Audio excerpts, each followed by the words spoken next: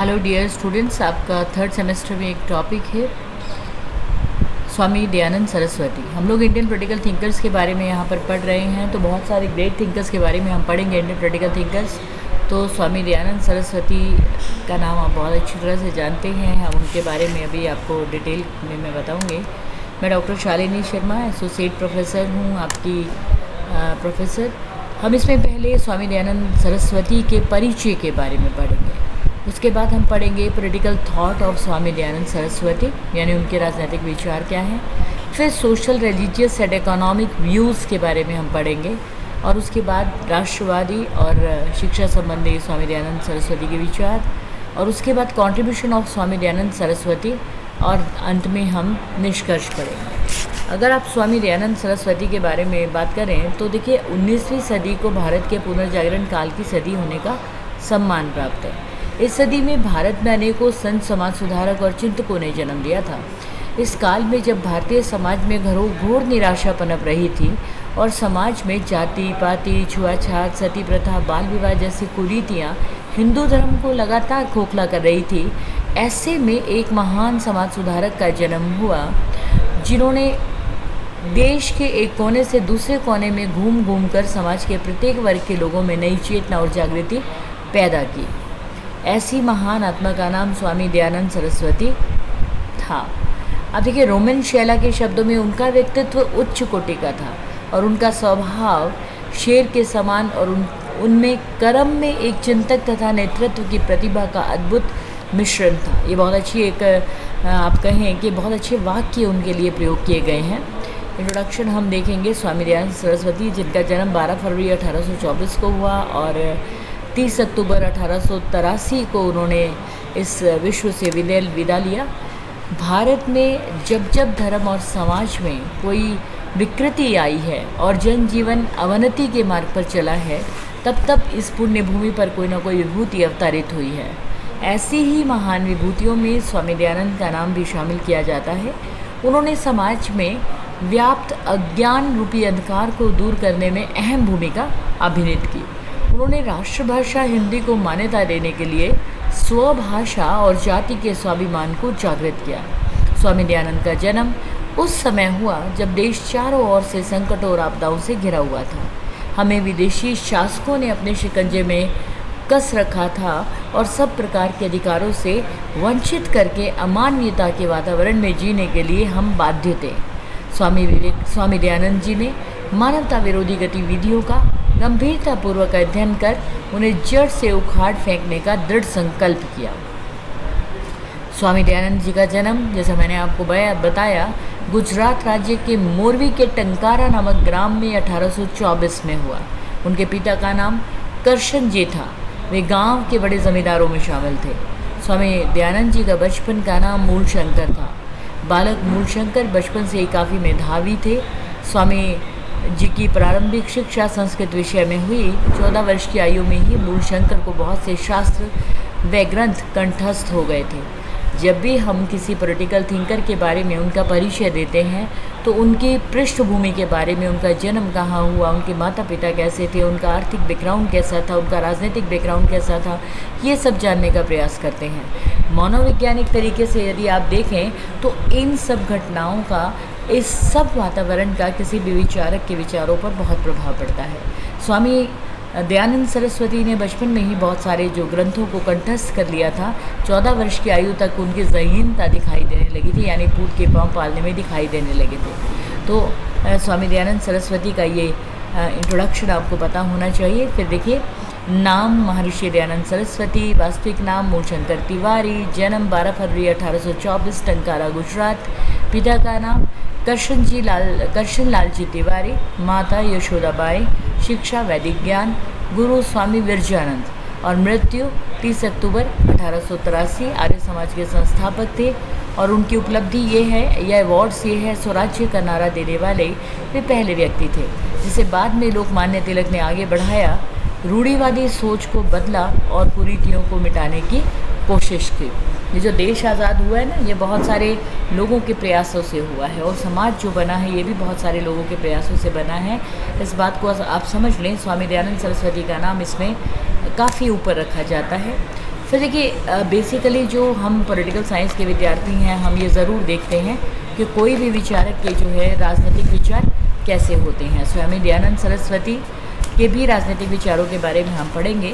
तो सबसे पहले देखिए स्वामी दयानंद सरस्वती के जो विचार हैं राष्ट्रवाद के बारे में, वे क्या कहते हैं। स्वामी दयानंद सरस्वती ने बेसिकली जो था, स्वामी दयानंद सरस्वती ने ब्रिटिश शासकों द्वारा भारतीयों व भारतीय रियासतों पर किए जाने वाले शोषण और अत्याचारों पर अपनी अत्याचारों को अपनी आंखों से देखा था। उन्होंने 1857 का महान संग्राम भी देखा था। उन्हें राष्ट्रवादी विचार अपने गुरु स्वामी विवेकानंद से प्राप्त हुए थे। अपने देश की दुर्दशा और सांप्रदायिकता से वे काफ़ी उदास थे और इसे राष्ट्रीय पतन का कारण मानते थे। उनका मानना था कि मुट्ठी भर अंग्रेज़ भारतीय सैनिकों को 1857 में हार का सामना करवा गए, यानी वो इस बात से बहुत दुखी थे।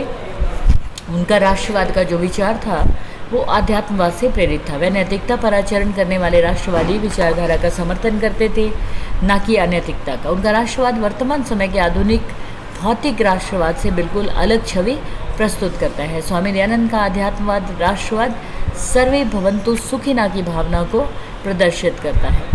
फिर देखिए धर्म और राजनीति पर स्वामी दयानंद सरस्वती के विचार। स्वामी जी धर्म और राजनीति को परस्पर अंतर संबंधित मानते थे। उनका मानना था कि दोनों एक दूसरे से कहीं ना कहीं जुड़े हुए हैं।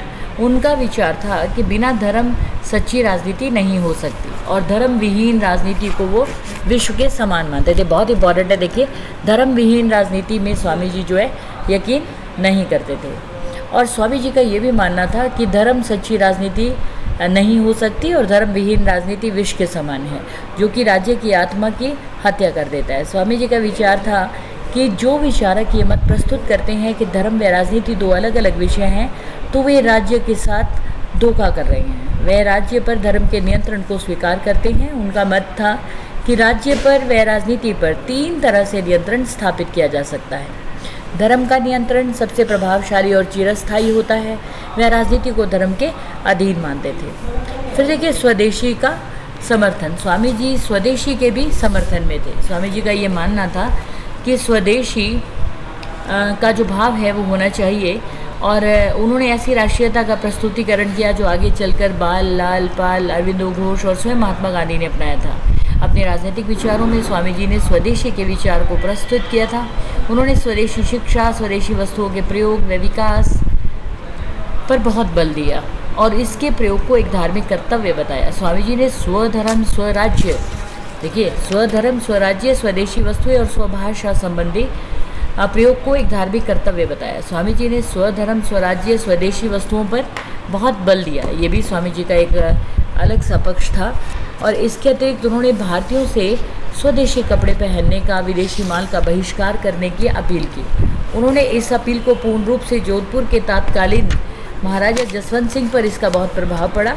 उन्होंने अपने राज्य व राजमहल में स्वदेशी वस्तुओं का प्रयोग और विदेशी वस्तुओं का बहिष्कार की घोषणा कर दी। ओके, तो स्वदेशी के संबंध में थे स्वामी दयानंद सरस्वती और पूरी तरह से ये मानते थे कि स्वदेशी विचार होना चाहिए, स्वदेशी सामान होना चाहिए, स्वदेशी का प्रयोग हमें करना चाहिए। फिर देखिए लोकतंत्र में उनकी पूरी आस्था थी। लोकतंत्र में आस्था थी।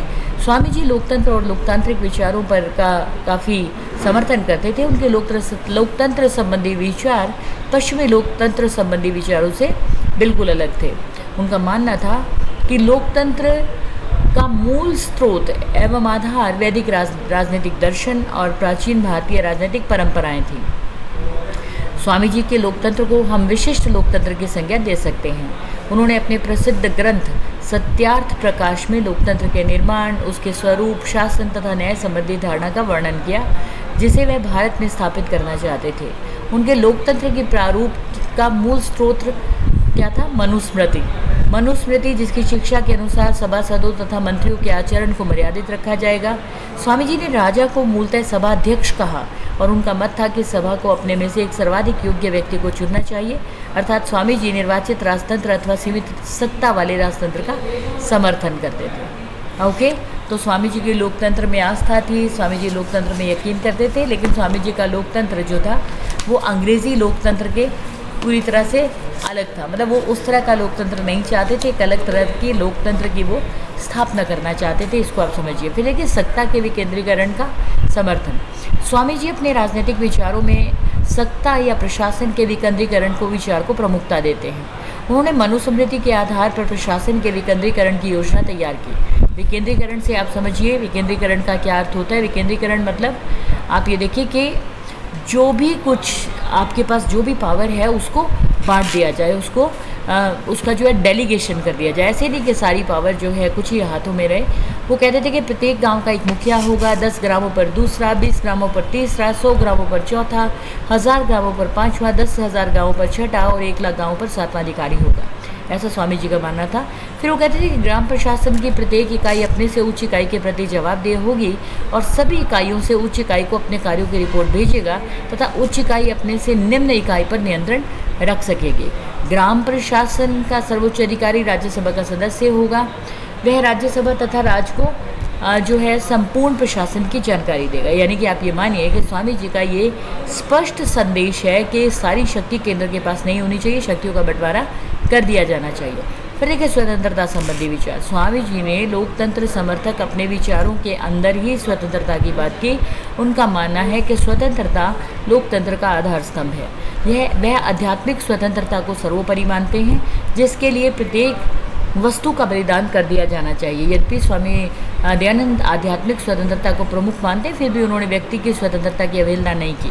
उनका मानना है कि व्यक्ति के व्यक्तित्व तथा गौरव को पूर्ण रूप से सम्मान दिया जाना चाहिए। वे सामाजिक और राजनीतिक क्षेत्र में व्यक्ति की स्वतंत्रता को उस सीमा तक स्वीकार करते थे जिससे वह किसी प्रकार की हानि ना बन पाए। ओके, दूसरे शब्दों में उस सर्वजन के हित को ध्यान में रखते हुए स्वतंत्रता को मर्यादित करने का समर्थन करते हैं। स्वामी जी के मतानुसार सभी मानवों को जनहितकारी सामाजिक नियमों के अधीन रहना चाहिए और प्रत्येक हितकारी नियम में सब स्वतंत्र रहें। आप इस बात को समझिए कि स्वतंत्रता के पक्षधर हैं, लेकिन उस स्वतंत्रता से यदि किसी और को हानि होती है, वो स्वतंत्रता यदि किसी और के लिए बाधा बनती है, तो वो उसका समर्थन नहीं करते। फिर देखिए समानता संबंधी विचार। स्वामी जी ने अपने लोकतंत्र संबंधी विचारों में समानता के सिद्धांत को भी समर्थन दिया। वह प्रत्येक व्यक्ति का मूल्यांकन उसके गुणों के आधार पर करते हैं और इसमें जन्म और सामाजिक स्थिति को महत्ता देते हैं। वह जन्म आधारित जाति व्यवस्था का जोरदार खंडन करते हैं। वेरी इंपॉर्टेंट, जन्म पर आधारित जो व्यवस्था है उसका वो खंडन करते हैं स्वामी जी। और उनका ये मानना है कि जन्म के आधार पर आप किसी भी व्यक्ति के साथ कोई भेदभाव नहीं कर सकते। ओके, जो कि व्यक्तियों के मध्य न्यायपूर्ण एवं अमानवीय असमानताएं पैदा करने वाले हैं, इसे वो नहीं मानते। ब्राह्मणों द्वारा स्त्रियों व निम्न वर्गों के वेदों व शास्त्रों के अध्याय पर लगाई गई रोक का वो कड़ा विरोध करते हैं। ये बहुत बड़ी बात है।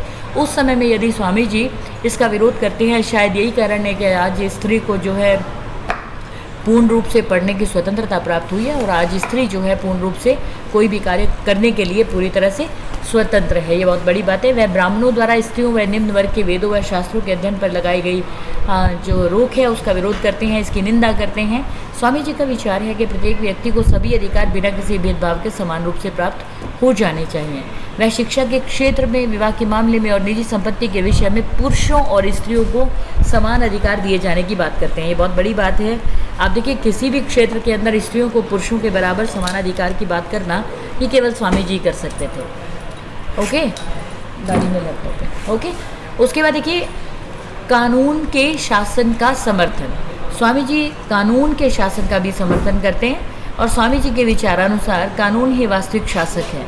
यह न्याय प्रदान करता है और शांति व्यवस्था बनाए रखने में सहायक होता है। बुद्धिजीवी व सभ्य लोग कानून को अपना रक्षक मानते हुए उसका स्वाभाविक रूप से पालन करते हैं। यदि कानून को उचित ढंग से लागू किया जाए तो इससे सभी वर्ग संतुष्ट हो जाते हैं, परंतु इसे लागू करने में यदि कहीं पर कोताही बरत ली जाए तो ऐसी स्थिति में ये परिस्थिति कष्टकारी हो सकती है। ओके, तो स्वामी जी जो है कानून के शासन का समर्थन करते हैं और उनका ये मानना है कि कानून के शासन को यदि माना जाए तो बहुत अच्छी प्रकार से शासन को चलाया जा सकता है। ओके, फिर उसके बाद देखिएगा आगे स्वामी जी का स्वराज्य संबंधी विचार। ओके, स्वराज के संबंध में स्वामी जी क्या कहते हैं। स्वामी जी की स्वतंत्रता के प्रति असीम श्रद्धा थी। यद्यपि उन्होंने राजनीति में सक्रिय रूप से भाग नहीं लिया था, परंतु राष्ट्र के प्रति उनके मन में असीम प्रेम व राष्ट्रीय भावना विद्यमान थी। स्वामी जी के मन में राष्ट्र के प्रति बहुत प्रेम था। स्वामी जी भारत में अखंड, स्वतंत्र, स्वाधीन और निर्भय शासन देखने की इच्छा रखते थे, परंतु उन्हें दुख था कि भारत में ब्रिटिश शासन होने के कारण इसका अभाव था। वह विदेशी शासन व्यवस्था के कटु आलोचक थे। उन्होंने अपनी पुस्तक सत्यार्थ प्रकाश में लिखा है कि विदेशी शासन जनता को पूर्ण रूप से सुखी कभी नहीं बना सकता, चाहे वह सांप्रदायिकता से मुक्त हो, विदेशी पक्षपात रहित, कल्याणकारी और न्यायप्रिय हो। स्वामी जी ने अपने भाषणों व प्रवचनों द्वारा स्वराज्य की चेतना पैदा करने का निर्णय किया और उसमें वे काफ़ी हद तक सफल भी रहे। फिर देखिए अहिंसा संबंधी स्वामी जी के विचार। स्वामी जी ने अपने राजनीतिक, सामाजिक और धार्मिक विचारों में सदैव अहिंसा के विचार का समर्थन किया था। वह व्यक्तिगत जीवन में अहिंसा को काफ़ी महत्व देते थे। सन्यासी होने के कारण भी वह अहिंसा संबंधी विचारों का प्रबल समर्थन व विचार करते थे।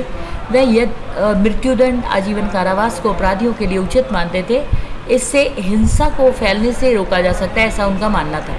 यानी कि अहिंसा में विश्वास करते थे, लेकिन अपराधियों को दंड दिए जाने के पक्ष में थे ताकि ज़्यादा हिंसा को रोका जा सके। उनके अहिंसा संबंधी विचारों का प्रभाव आगे चलकर महात्मा गांधी जैसे राजनेता पर भी पड़ा और उन्होंने इसका सफलतापूर्वक संचालन भी किया। ओके, फिर देखिए भारत के पुनरुत्थान का समर्थन। स्वामी जी के राजनीतिक विचारों पर वैदिक स्वराज्य की धारणा का विशेष प्रभाव पड़ा। उनका मत था कि भारत का प्राचीन इतिहास बहुत गौरवशाली था, जिसमें चक्रवर्ती शासन की व्यवस्था की गई थी। यह ऐसा शासन था जिसमें अपनी स्वतंत्रता के साथ साथ अन्य राज्यों की स्वतंत्रता को भी स्वीकार किया जाता है। वो ब्रिटिश शासन के अधीन भारत के आर्थिक, सामाजिक और राजनीतिक शोषण से काफ़ी चिंतित थे। इस बात को समझिएगा कि भारत के पुनरुत्थान को भी जो है स्वामी जी समर्थन देते थे। और उसके बाद देखिए कि ब्रिटिश शासन के अधीन भारत के आर्थिक, सामाजिक और राजनीतिक शोषण से चिंतित थे। स्वराज, स्वदेशी, स्वभाषा, स्वसंस्कृति आदि के माध्यम से भारत के खो चुके गौरव को पुनः स्थापित करना चाहते थे। ओके, ओपन कर लो इसे। उसके बाद है कल्याणकारी राज्य की धारणा का समर्थन। स्वामी जी के राजनीतिक विचारों पर वैदिक स्वराज्य की धारणा का विशेष प्रभाव पड़ा। उनका मत था कि भारत का प्राचीन इतिहास बहुत गौरवशाली था, तो पुनरुत्थान के वो पक्ष में रहे। फिर देखिए कल्याणकारी राज्य की धारणा का भी उन्होंने समर्थन किया। स्वामी जी ने अपने राजनीतिक विचारों में कल्याणकारी राज्य की धारणा को स्वीकार किया। स्वामी जी का विचार है कि वह राज्य अधिक चिरस्थायी होता है जो कि जन कल्याण संबंधी योजनाओं का निर्माण करता है। यानी स्वामी जी ये मानते थे कि वही राज्य जो है अच्छा रहेगा जो जन कल्याण के लिए कार्य करेगा। ओके, राजा का ये दायित्व होना चाहिए कि वो ये देखे कि सावयव अंग के रूप में राज्य की प्रजा का भौतिक और नैतिक स्वरूप कैसा होगा। स्वामी जी का ये भी मत था कि राजा या राज्य कितना भी शक्तिशाली क्यों ना हो जाए, उसका महत्व उस स्थिति में हो यदि उसकी जनता का सर्वांगीण विकास किया जाए। ओके, इस बात को समझिएगा कि स्वामी जी कल्याणकारी राज्य की धारणा के लिए राजा के कुछ कर्तव्य भी निश्चित करते हैं और उनका ये भी मानना है कि राजा जब इन कर्तव्यों को जो है पूरी तरह से पालना करेगा तभी वो राज्य जो है कामयाब होगा। और उसके बाद देखिए कर संबंधी स्वामी जी के विचार। स्वामी जी ने मनुस्मृति से राज्य द्वारा लगाए जाने वाले करों को अपनाया। उनका मत था कि कर प्रणाली ऐसी होनी चाहिए जिसमें राज्य के प्रत्येक वर्ग के सुखों में वृद्धि हो सके। राज्य को अपनी प्रजा से वार्षिक कर के रूप में थोड़ी थोड़ी राशि लेनी चाहिए और कर लगाते समय नागरिकों की आर्थिक स्थिति का ध्यान रखना चाहिए। लोभवश राजा को कभी भी इतने कर नहीं लगाने चाहिए जिससे कर देने में जो है व्यक्तियों को दिक्कत आए, नहीं तो प्रजा को जो है बुरा लगेगा और प्रजा जो है राजा के विरुद्ध हो सकती है। तो स्वामी जी का ये मानना था कर केवल उतने ही लिए जाएं जितना कि देने लायक व्यक्ति हो। स्वामी जी एक आइडिया भी देते हैं। उनका ये कहना है कि व्यापारी स्वर्णकार से उनके लाभ का 50वां भाग, किसान से कुल उपज का 6वां भाग, 8वां या 10वां भाग लेना चाहिए। ओके, फिर देखिए राष्ट्रभाषा का समर्थन। स्वामी जी ने अपने राजनीतिक विचारों में राष्ट्रभाषा का पूर्ण समर्थन किया। वो अपने स्वराज के विचार में राष्ट्रभाषा के रूप में हिंदी को शामिल करते हैं। उन्होंने हिंदी भाषा को राष्ट्रीय एकता का माध्यम माना। स्वामी जी के अनुसार जिस देश में एक भाषा, एक धर्म और एक वेशभूषा होती है, वहाँ की एकता और अखंडता को कभी भी खंडित नहीं किया जा सकता। और उनका ये मानना है यदि बहुभाषी देश होंगे, ज़्यादा भाषाएं होंगी, अलग अलग तरह से लोग रहेंगे तो उनमें एकता का अभाव हो जाएगा और इससे बहुत अच्छी तरह से जो देश है वो कामयाब नहीं हो पाएगा। अंतर्राष्ट्रीयवाद संबंधी विचार। स्वामी जी राष्ट्रवादी थे परंतु उन्होंने कभी भी अंतर्राष्ट्रीयवाद का खंडन नहीं किया। उनका ये मानना था कि वसुधैव कुटुंबकम की नीति पर चलना चाहिए और अपनी मूल प्रकृति से सभी राष्ट्रों को मानवतावादी और उदारवादी होना चाहिए। ओके जी, तो स्वामी जी के जब आप राजनीतिक विचार देखते हैं तो आपको ये बात समझ में आ जाएगी कि स्वामी जी हर विषय के बारे में बात करते हैं। स्वामी जी राष्ट्रवादी हैं, स्वामी जी धर्म और राजनीति के बारे में बात करते हैं, स्वदेशी का समर्थन करते हैं, और स्वामी जी लोकतंत्र की एक अलग परिभाषा आपको बताते हैं, सत्ता के विकेंद्रीकरण यानी डेलीगेशन ऑफ पावर्स, क्योंकि अगर सारी सत्ता एक जगह पर रहेगी तो सत्ता के मिसयूज़ होने की संभावना रहेगी, ये भी स्वामी जी बताते हैं। स्वतंत्रता के बारे में बताते हैं, समानता की बात करते हैं। सबसे इम्पॉर्टेंट जो अच्छी बात मुझे दिखाई देती है कि स्वामी जी स्त्री पुरुष में कोई भेदभाव नहीं करते। इस पर एक अलग से आपके लिए मैं लेक्चर ज़रूर बनाऊंगी, क्योंकि ये ऐसा पक्ष है जो मेरे दिल को भी छूता है, और स्त्री पुरुष में भेदभाव ना करके स्वामी जी दोनों के लिए बिल्कुल एक जैसी शिक्षा और एक जैसा जो है व्यवहार का अनुमोदन करते हैं। फिर कानून के शासन का भी स्वामी जी समर्थन करते हैं, स्वराज की बात करते हैं, अहिंसा के पूरी तरह से पक्ष में हैं, लेकिन वो कहते हैं कि ऐसे व्यक्तियों के साथ हिंसा की जानी चाहिए, उन्हें दंड दिया जाना चाहिए जिनके कारण हिंसा व्याप्त होती है। आगे चल करके आपको मैंने बताया कि महात्मा गांधी पर उनके राजनीतिक विचारों का बहुत ज़्यादा प्रभाव पड़ा। फिर देखिए कल्याणकारी राज्य की जो है वो बात करते हैं, और कर प्रणाली के बारे में भी ये कहते हैं कि कर केवल इस तरह से लगाए जाने चाहिए जिसे कोई भी व्यक्ति आसानी से दे पाए। ओके, राष्ट्रभाषा का स्वामी जी समर्थन करते हैं, और वो कहते हैं कि जिस देश में एक भाषा होती है, एक तरह के वस्त्र पहने जाते हैं, एक तरह की विचारधारा होती है, तो वो राष्ट्र हमेशा तरक्की करता है। और ऐसा नहीं कि स्वामी जी राष्ट्रवादी थे तो वो पूरे विश्व को लेकर के नहीं चलना चाहते, वो बेसिकली अंतर्राष्ट्रीयवाद पर भी यकीन करते हैं, और उनका ये मानना है कि पूरा जो विश्व है वो वसुदैव कुटुंबकम के अनुसार चले। ओके, ये थे स्वामी दयानंद सरस्वती के राजनीतिक विचार। हालांकि इस लेक्चर के अंदर राजनीतिक विचारों को ही हम ठीक से कवर करेंगे, पर मैं आपको ये ज़रूर बता दूं कि स्वामी दयानंद सरस्वती के सामाजिक विचारों को भी हम पढ़ेंगे। सामाजिक विचारों के अंदर हम स्वामी जी के अस्पृश्यता का विरोध के बारे में वो कहते थे, स्वामी जी बिल्कुल यकीन नहीं करते थे। मूर्ति पूजा में स्त्रियों की स्थिति में सुधार का वो बात कहा करते थे, जाति प्रथा का विरोध करते थे, मूर्ति पूजा का तो पूरी तरह विरोध करते थे। स्वामी जी बिल्कुल यकीन नहीं करते थे मूर्ति पूजा में, और इसके बाद संपूर्ण मानव जाति के उत्थान की बात वो करते थे, शुद्धिकरण पर बल देते थे, वैदिक आश्रम व्यवस्था का समर्थन करते थे। स्वामी जी चरित्र निर्माण पर भी बल देते थे। स्वामी जी का ये मानना था कि चरित्र निर्माण पर भी जो है बल दिया जाना चाहिए। फिर उसके बाद सत्यता और निर्भयता पर भी बल देते थे। सामाजिक कुरीतियों और अंधविश्वासों का विरोध करते थे, नैतिक मूल्यों पर आधारित सामाजिक व्यवस्था की बात करते थे। ओके, ये आप स्वामी दयानंद सरस्वती के जो सामाजिक विचार है, इस पर एक अलग से अगर चैप्टर बन पाया तो मैं ज़रूर आपके लिए बनाने की कोशिश करूँगी, ताकि इसको भी मैं आपको डिटेल पे समझा पाऊँ। यहाँ ये जो चैप्टर है बेसिकली हम स्वामी दयानंद सरस्वती के राजनीतिक विचारों से संबंधित रखेंगे।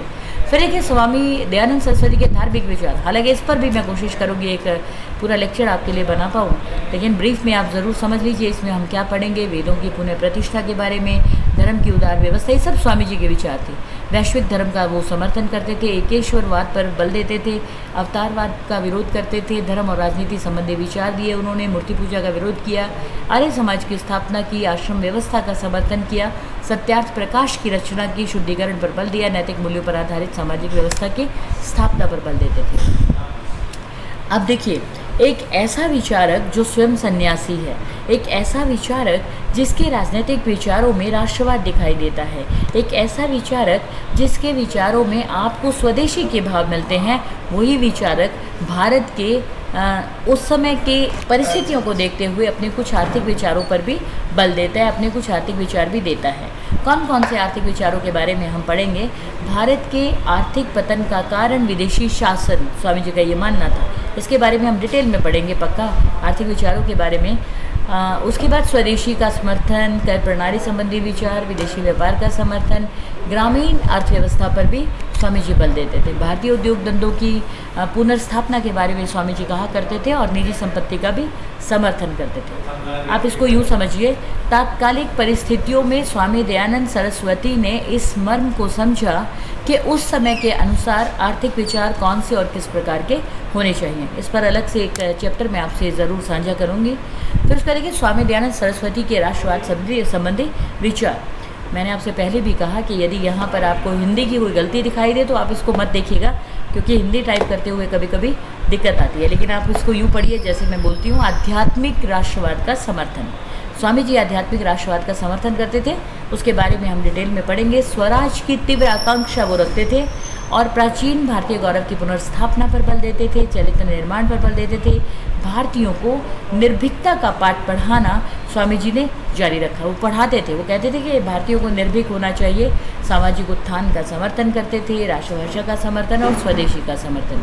वही बातें बार बार रहेंगी, लेकिन मैं आपको ज़रूर अलग से बताना चाहूँगी। फिर देखिए एक और बात, स्वामी दयानंद सरस्वती को शिक्षा के क्षेत्र में जो है बहुत नाम उन्होंने प्राप्त किया। शिक्षा के संबंध में उन्होंने बहुत अच्छे विचार दिए, उसको हम पक्का डिटेल में पढ़ेंगे। मेरा सौभाग्य है कि मैं जिस महाविद्यालय से मैंने +1 2 किया था, वहाँ उसका नाम भी दयानंद महिला महाविद्यालय था। तो स्वामी जी के नाम से बहुत सारे शिक्षा संस्थान खुले हुए हैं। शिक्षा के बारे में उनके विचारों को हम ज़रूर पढ़ेंगे। राष्ट्रीय शिक्षा प्रणाली पर उन्होंने बल दिया। शिक्षा का उद्देश्य क्या है ये बताया। शिक्षा सभी के लिए होनी चाहिए। सह शिक्षा का उन्होंने विरोध किया। शिक्षकों के लिए कुछ नियम बनाए। विद्यार्थियों के गुण कौन कौन से होने चाहिए ये भी बताए। शैक्षणिक पाठ्यक्रम के बारे में बताया और जीवन पर्यंत व्यक्ति सीखता रहता है इसके बारे में बताया। राष्ट्रभाषा का समर्थन किया। ये बहुत ही इंटरेस्टिंग टॉपिक हमारा होने वाला है। इसमें आपके लिए कुछ नियम होंगे, आपके लिए कुछ गुण होंगे कि आप में वो गुण होने चाहिए। मेरे खुद के लिए भी इसमें कुछ नियम होंगे। और जीवन भर कोई भी व्यक्ति हमेशा सीखता रहता है, हर व्यक्ति सीखता है। हम प्रोफेसर हैं लेकिन उसके बावजूद हम लोग सीखते रहते हैं, और ये जो सीखने की प्रवृत्ति है कभी समाप्त नहीं होती। इसके बारे में भी स्वामी दयानंद सरस्वती ने बताया। हम एक पूरा चैप्टर पढ़ेंगे। एक इंपॉर्टेंट बात आप ज़रूर देख लीजिए, स्वामी दयानंद सरस्वती की भारतीय राजनीतिक चिंतन को क्या देन रही। एक तो वो धार्मिक क्रांति के प्रेरक थे, वेदों की पुनः प्रतिष्ठा में यकीन करते थे, हिंदू धर्म की रक्षा में उन्होंने योगदान दिया, समाज सुधारों पर उन्होंने बहुत ज़्यादा बल दिया, स्वदेशी को अपनाने पर बल दिया, स्वराज की स्थापना संबंधी उनके विचार बहुत इंपॉर्टेंट रहे। भारत के पुनरुत्थान का उन्होंने समर्थन किया, लोकतंत्र में उनकी आस्था थी और सत्ता के विकेंद्रीकरण का समर्थन किया, कानून के शासन। सेम बातें वही जो आपने राजनीतिक विचारों के बारे में पढ़ा, वही उनकी देन है बेसिकली। उसे आप पढ़ लेंगे तो यहाँ पर इसको आप जो पढ़ेंगे ये बिल्कुल सेम सी बात होगी, आप समझ जाएंगे पढ़ने के बाद। फिर देखिए जातिवाद का भी उन्होंने खंडन किया, और ये सब मैं आपको बता चुकी हूँ, इसी को आप यहाँ पर ले सकते हैं। फिर एक इम्पॉर्टेंट बात, आर्य समाज की उन्होंने स्थापना की।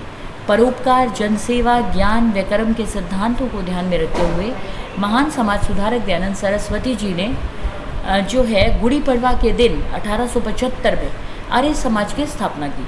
वहीं स्वामी जी का ये कल्याणकारी ऐतिहासिक कदम मील का पत्थर साबित हुआ। आपको मैं बता दूं कि इसका उद्देश्य मानसिक, शारीरिक और सामाजिक उन्नति करना था। ऐसे विचारों के साथ स्वामी जी ने आर्य समाज की नींव रखी थी, जिससे कई महान विद्वान प्रेरित हुए। तो दूसरी तरफ स्वामी जी के आलोचक भी कम नहीं थे। कई लोगों ने इसका विरोध भी किया, लेकिन दयानंद सरस्वती जी के तार्किक ज्ञान के आगे वो टिक नहीं पाए, और बड़े बड़े विद्वानों और पंडितों को भी स्वामी जी के आगे सिर झुकाना पड़ा। जो भी व्यक्ति जीवन में आगे बढ़ता है उसे बहुत सारी मुश्किलों का सामना करना पड़ता है। मैं आपसे अक्सर कहा करती हूँ, तो स्वामी जी को भी कुछ नया करने के लिए बहुत से लोगों की आलोचना का शिकार होना पड़ा। इसके अतिरिक्त उन्होंने विद्वानों को वेदों की महत्ता के बारे में समझाया। दयानंद सरस्वती ने धर्म परिवर्तन पर कर चुके लोगों को दोबारा हिंदू बनने की प्रेरणा देकर शुद्धि आंदोलन चलाया। वहीं साल 1886 में लाहौर में स्वामी दयानंद के अनुयायी लाला हंसराज ने दयानंद एंग्लो वैदिक कॉलेज की स्थापना की, जिससे हिंदू समाज में जागरूकता फैली, जिन पर महर्षि दयानंद सरस्वती का बहुत प्रभाव पड़ा।